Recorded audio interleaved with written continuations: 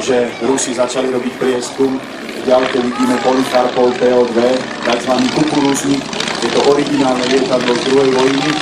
Je to unikátna možnosť vidieť lietadlo, ktoré vlastne robí prieskum a zaisťuje prvé informácie o rozmiestnení nepriateľských pozícií.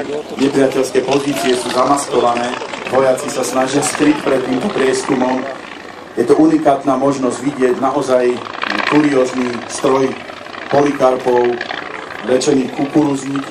Bol to stroj, ktorý dokázal klzaním, vypnutím motora klzaním sa priblížiť úplne ticho na prieskum. Samozrejme, to by sme neradi predvádzali. Tí piloti boli veľmi skúsení a dokázali vyzistiť a zakresliť pozície nepriateľa, pričom dokázali riadiť priamu streľbu delostrelectva.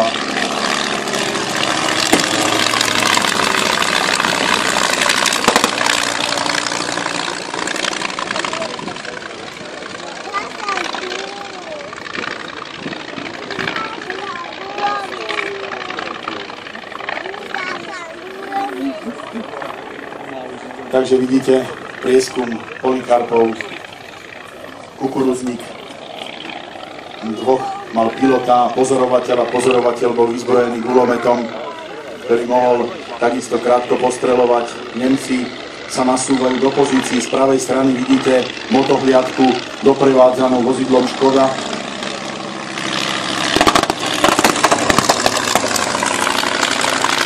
Samozrejme, tie nízke prielety si nikto nenechal ubiť.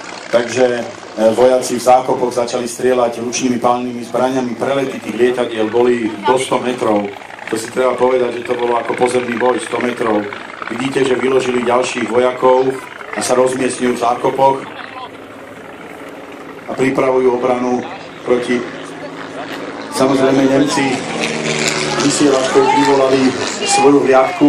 V tej dobe už bola veľká prevaha, ale samozrejme tieto lietadlá nemecké boli v tej dobe Messerschmitt 109 alebo Focke-Wulf FV 190. Toto, že má radový motor, by viacej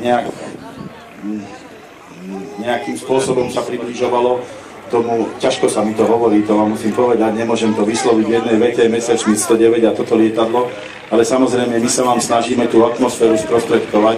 Počujete originál motor Polikarpova.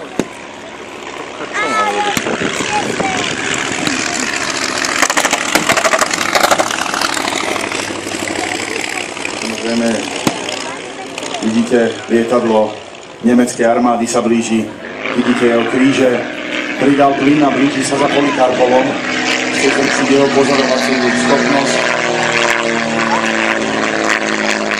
Treba povedať, že ani Rusi už si vedia predstaviť, čo by to znamenalo pre malý a pomalý kukuruzník, tak samozrejme vidíme, že sa blíži ďalšie lietadlo, ktoré sa bude snažiť odohnať nemeckého útočníka.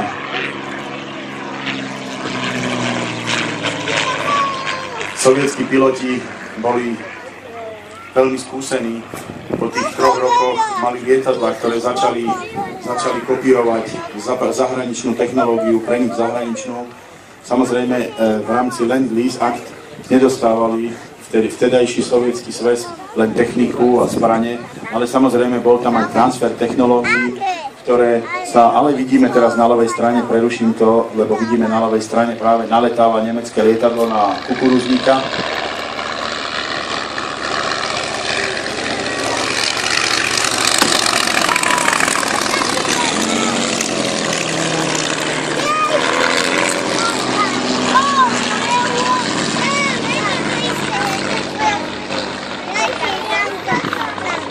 Takže vidíme červený jak sa snaží odplašiť nemeckého útočníka. Myslím si, že sa mu to úspešne podarí. Aj na to, že tí veľmi skúsení piloti, ktorí lietali na Messerschmittoch a Focke-Wulfoch a vôbec nemeckých lietadlách, boli poväčšinou mŕtvi alebo zajatí. A frontoví piloti Sovietskeho zväzu boli naozaj skúsení a tie lietadlá vedeli využiť do absolútneho milimetra. A lietadlá konca vojny boli úplne iné ako tie I-16 a I-153, s ktorými začínali. Mali hanlivé názvy, že Rata, Potkan, a tieto lietadlá už boli vyradené a samozrejme moderné Jaky až Jak 9, ktoré veľmi prevyšovali v malých výškach výkonný Messerschmitt 109.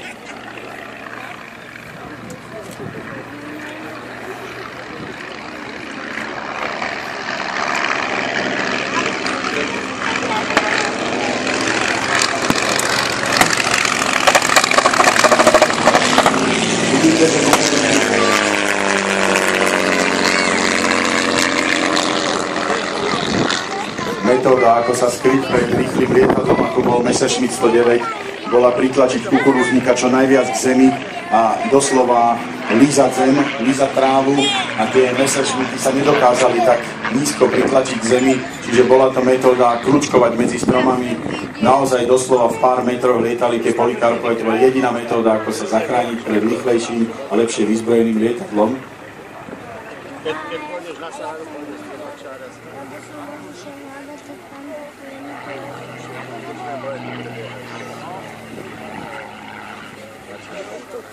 Takisto ste videli, že prieskumné lietadlo má podvesené bomby, používali sa malé bomby na označovanie alebo na ničenie zákopov a už aj výbuch stačil delostrelcom na to, aby vedeli, kde sa momentálne aktuálny prieskum, teda aktuálne zákopy nachádzajú. Z ľavej strany vidíme, že sa začína približovať ruský prieskum. Tieto Červená armáda mala zvládnuté metódu prieskumu. Vojaci Červenej armády boli silne motivovaní. Vidíte, že pri prieskume im pomáha pancierované auto.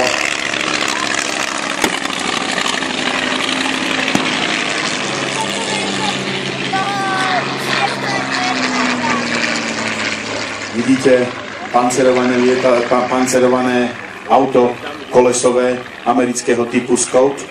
Toto auto bolo dodané v rámci Land-Lease Act. Takýchto automobilov, len nákladných automobilov, bolo počas druhej svetovej vojny dodaných 380 000 kusov. Boli to známe GMC a Studebaker.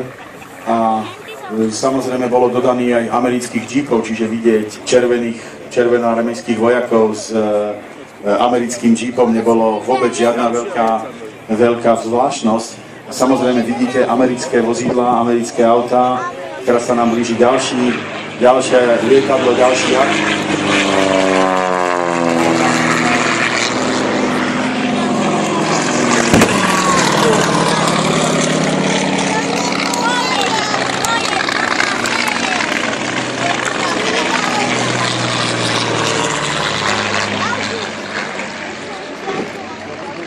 Myslím si, že vzduch je úplne ovládnutý lietadlami Červenej armády.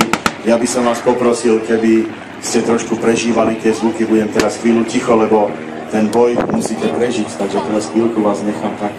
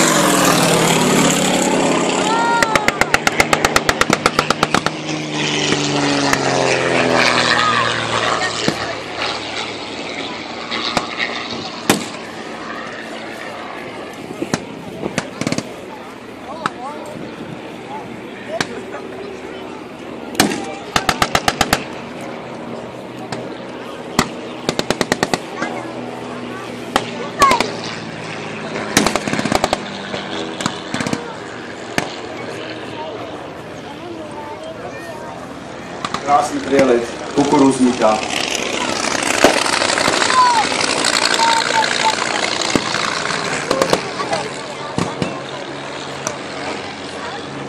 Takisto Nemci dostali svoju posilu. Treba si uvedomiť, že na východnom fronte sa lietalo tak do 5000 metrov. To bolo presne opačný systém, jak na západnom fronte, kde všetky boje prebiehali medzi 7 až 11 kilometrami. A treba si povedať, že to kládlo úplne iné nároky na techniku.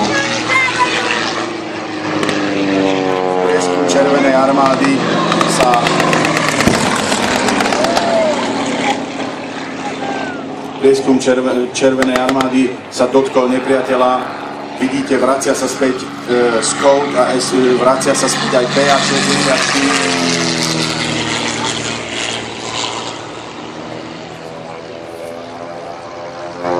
Pozrite na toho kukurúznika, to je krása.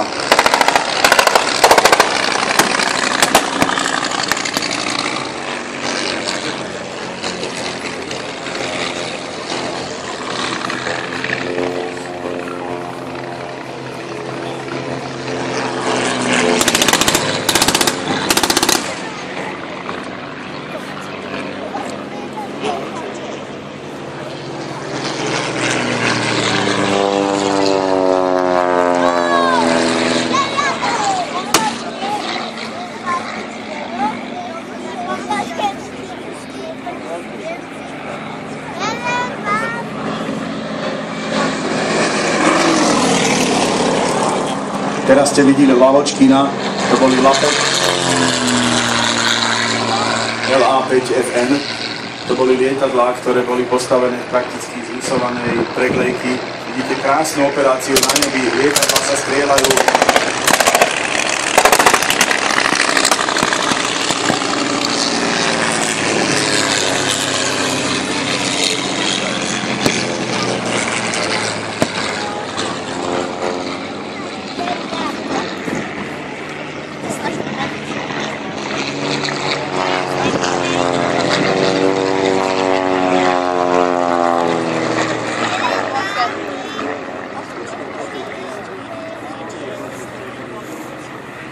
Ja vás nechám si trošku precítiť tú vzdušnú bitku.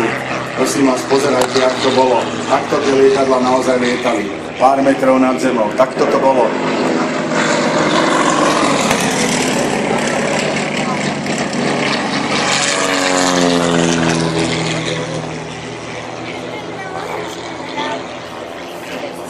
Typický jav.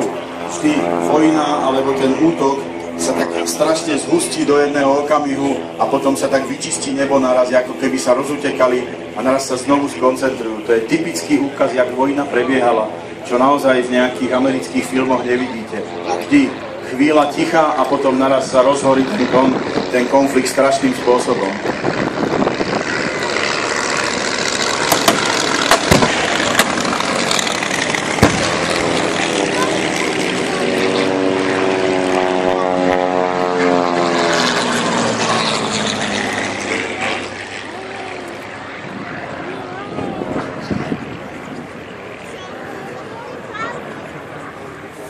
No Nemci samozrejme pochopili, že ten útok bude vedený týmto smerom, tak si zavolali ťažkú techniku. Z pravej strany vidíme prípad, keď sa nasúva nemecká samohybka. Nemci ku koncu vojny už sa snažili využiť núdzové stavy alebo núdzový plán na použitie všetkých možných tankov, ktoré by išli. Vidíte samohybku,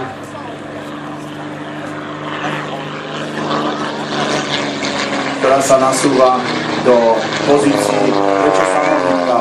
Samohybný kanón sa to volá, Rusi tomu hovorí SU, samodelné ustrojenie, a nemecké samohybky sú vyzbrojené kanónom 75 mm.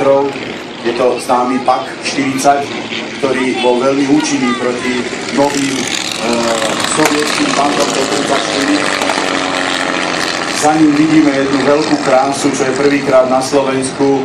Je to síce kópia, ale veľmi pekne spravená tanku Panther, takisto vyzbrojená dlhým kanónom 75 mm.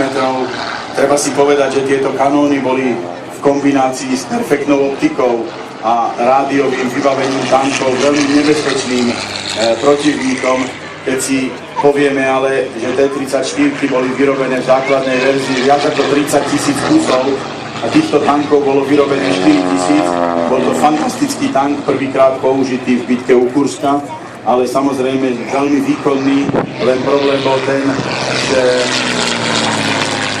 tieto tanky boli ešte nedokonalé a boli trošku poruchové, ale keď sa podaril, tak naozaj bol výborný a bol to jeden z prvých naozajstných moderných tankov.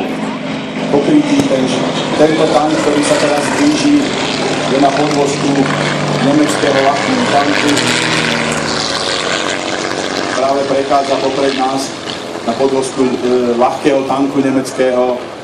Ten samotný tank, ktorý vidíte, ktorý sa na nás blíži, je tank Panther. Ešte raz 75 mm kanón, je pokrytý žltou farbou, k tomu sa tiež dostaneme, prečo bola žltá šedivá a prečo bola... Samozrejme vidíme, že nemeckí tankisti nabili 75 mm kanón a snažia sa zasiahnuť pozície ruskej pechoty. Potom máme, späť sa vrátim, vidíte, že povrch toho tanku nemeckého žltého je pokrytý akoby nejakým blatom. To je pasta Cimerit, ktorá bola po skončení montáže aplikovaná na povrch tanku.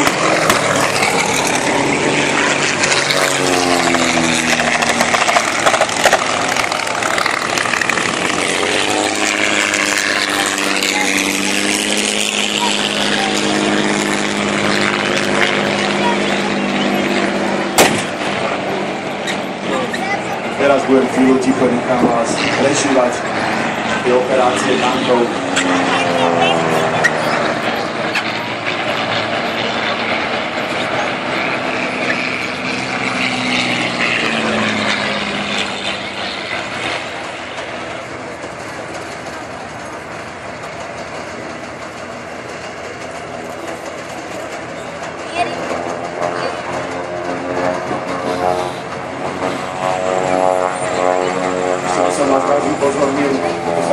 Pechota, vidíte pancierované vozidlo pechoty, tzv. Krátky Hatl, 250 na podvozku, na C7. Pechota sa kryje za ním, to je zase typický jav, jak pechota postupovala, ľahko chránený, pancierovaný prieskumné vozidlo, Sonderkraft 250, ktoré je pripravené, vyzbrojené jedným gulometom MG42, posadené motorom Maybach 42.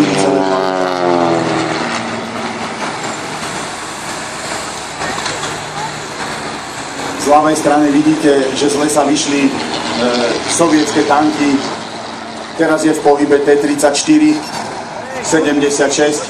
Ten bez veže je SU-100, to je vyzbrojený kanonom 100 mm, ktorý práve prehovoril. Vidíte jeho priamy zásah do pozícií nepriateľa a lietadla v báze.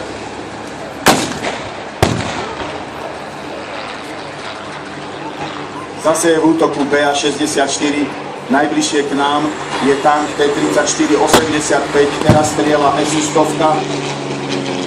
To sú všetko vozidlá, alebo teda tanky na podvozku T-34 a útočí jednak nemecká samohybka a Panther čaká na svoju príležitosť, aby mohol začať svojim obrovským 75 mm dlhým kanónom odpovedať na strely T-34. Vidíte, že aj sovietské lietadlo dostalo zásah.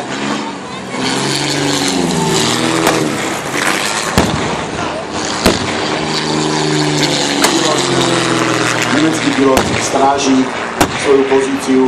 Vidíme pred nami družstvo, ktoré sa kryje za malým haklom. To vozidlu sa hovorí malý hatl. A v princípe vidíte prevlečníky, ktoré majú na sebe.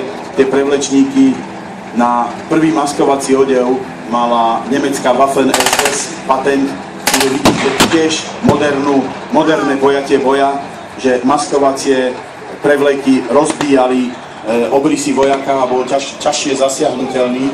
Vidíte, že samohybka nemecká dostala zásah. Zrejme 85 mm kanónom, ľahký pancier, ktorým ona vládla, bol pre tento kanón úplne nič a úplne ju rozbila obvykle. Čo vidíme, ešte družstvo, vojak družstva drží ľahkú protitankovú zbraň žltej farby. Je to tzv. Panzerschreck.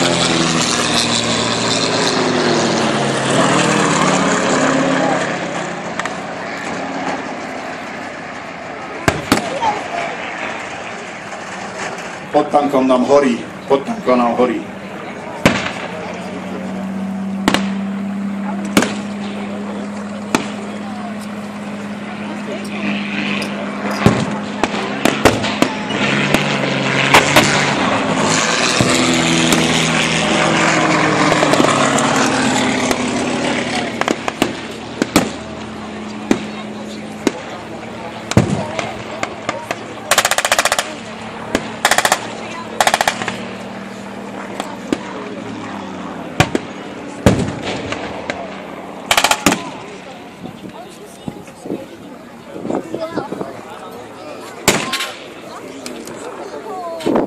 Takže vidíte zahajovaný útok Červenej armády. To boli zase typické prípady. Tí vysoko motivovaní vojaci Červenej armády, ktorí 4 roky zakúšali ťažké stavy a veľká nenávisť vládla medzi týmito znepriateľnými stranami. Takže všetci títo boli pripravení veľmi kruto sa zúčtovať s vojskami Wehrmachtu, ktorí prekročili hranice z vtedajšieho Sovietskeho zväzu. A vidíte, že nikoho nešetrili. Vidíte, že strely sa míňajú vysokou rýchlosťou.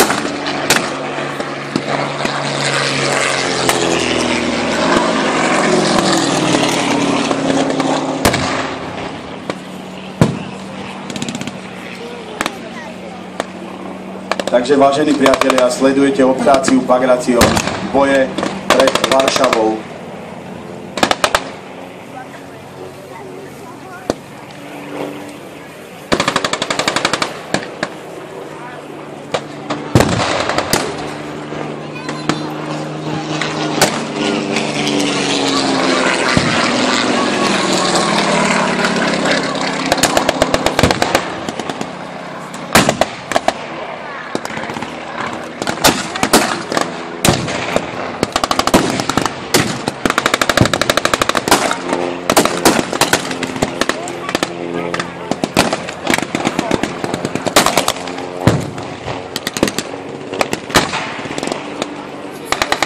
Zase vidíte, pancierová technika Červenej armády sa posúva dopredu nekompromisne, sledovaná vojakmi Červenej armády, ktorí sa skrývajú jednak trošku. Ešte stále tam máme vozidlo Scott z americkej výrobnej linky a ďalšie 3 z Červenej armády, tanky T-34, každý rôzneho prevedenia. Presne tak to bolo. Presne tak sa striedali, alebo stretli sa taká technika, aká sa stretla, taká sa používala v útoku.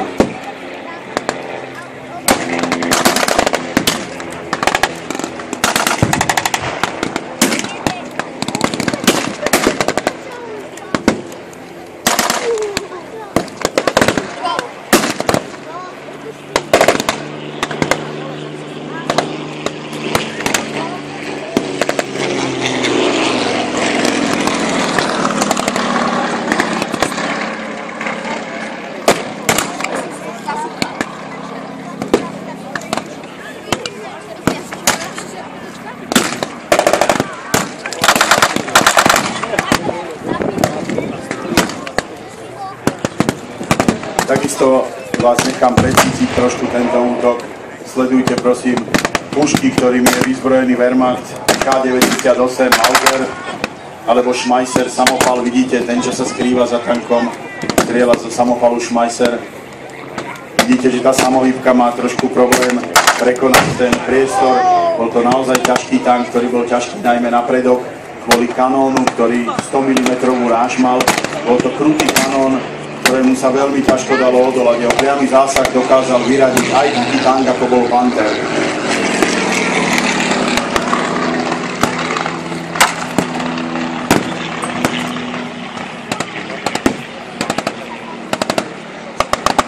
V diaľke vidíte vozidlo riadenia prieskumu a riadenia boja Sonderkraftfahrzeug 223, radiovoz s motorom Maybach. 4x4 ľahko pancierované, panciere bolo do 8 mm, to sa dalo prestreliť puškou, ale bolo to veľmi dobré proti črepinám a proti odrazeným strelám.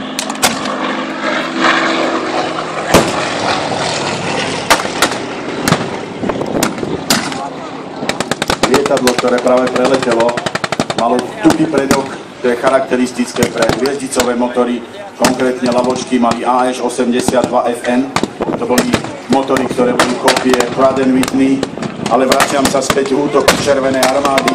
Vidíte vojakov Červenej armády oblečenej v uniformách a potom kopec ľudí oblečených v obyčajných civilných šatách. To boli práve tí Poliaci alebo poľskí príslušníci odboja, ktorí sa pridali Červenej armáde a z rozčarovania nad tým útočili proti nemeckému Wehrmachtu a snažili sa oslobodiť si čo najväčšiu časť svojho územia. Viete, že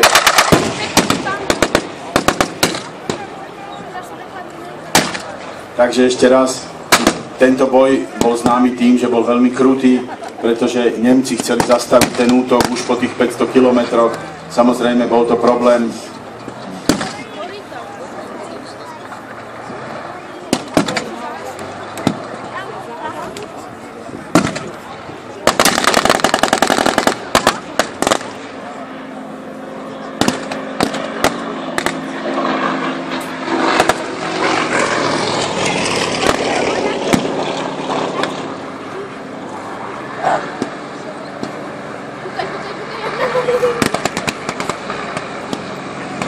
Trošku tie boje sú veľmi opatrné, pýtajú sa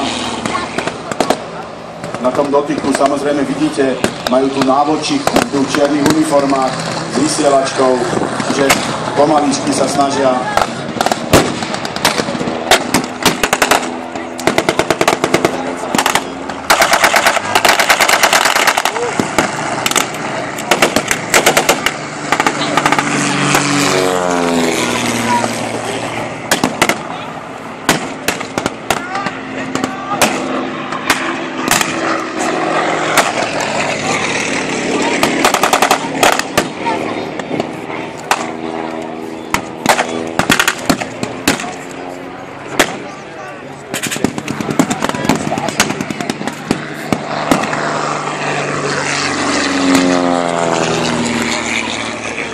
Sovietské stroje absolútne ovládli teda vojsko a Nemci alebo nemecká armáda sa môže spoľahnúť len na podporu svojich ručných zbraní a našťastie, že ich nezasiahnu strely, ktoré tieto lietadlá vysielajú smerom na ich pozície.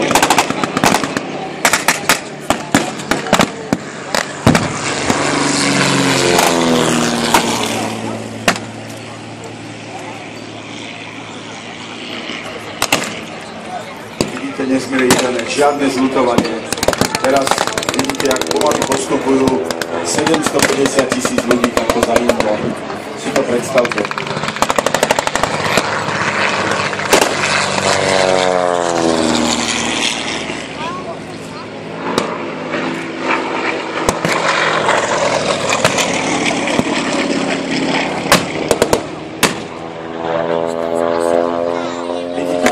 T-34, ktorá sa zameriava na blízky cieľ.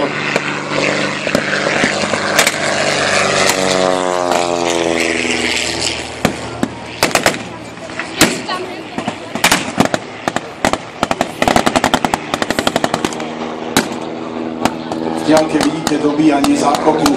Červená armáda vrazila do zákopu a nemilosrdne sa zúčtovala s vojakmi Wehrmachtu.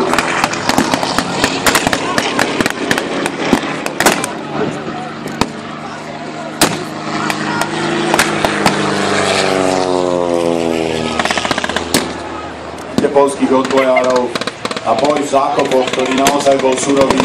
Vidíte takisto prácu hlavný útok Červenej armády.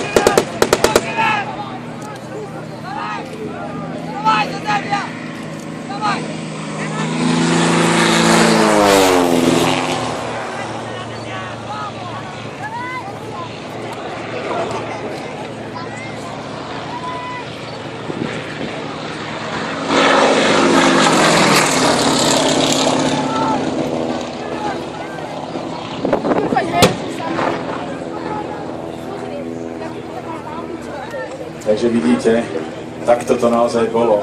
Vidíte tam, jak pozatýkali takisto Červený kríž.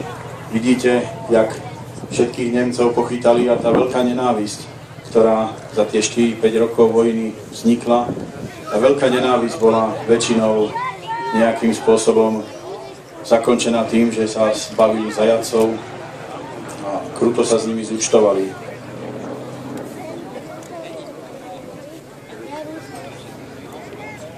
Takisto vidíte charakteristický priestor po boji, technika vyradená, rozstrielaná.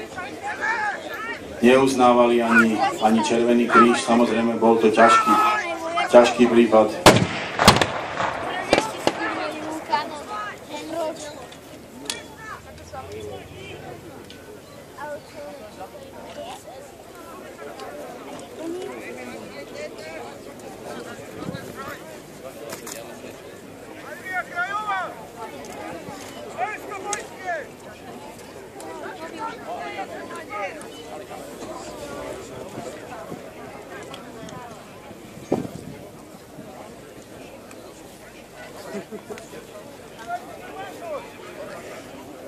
Vidíte, Červený kríž, to bolo veľmi dôležité.